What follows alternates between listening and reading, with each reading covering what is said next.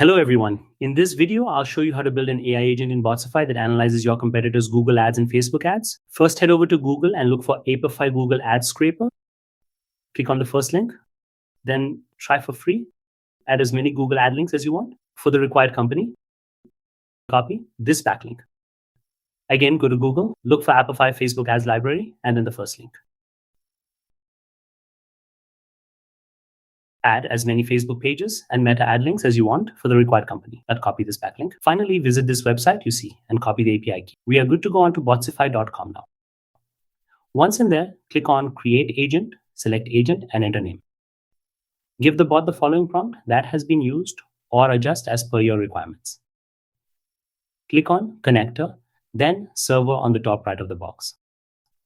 Enter the following link, enter name, under Authentication, select Bearer Token, paste the API key you copied from Apify, and proceed.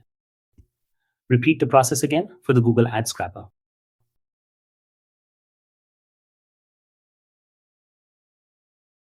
Done. Let's test the agent. As asked for, provided the competitor's website and Facebook page link.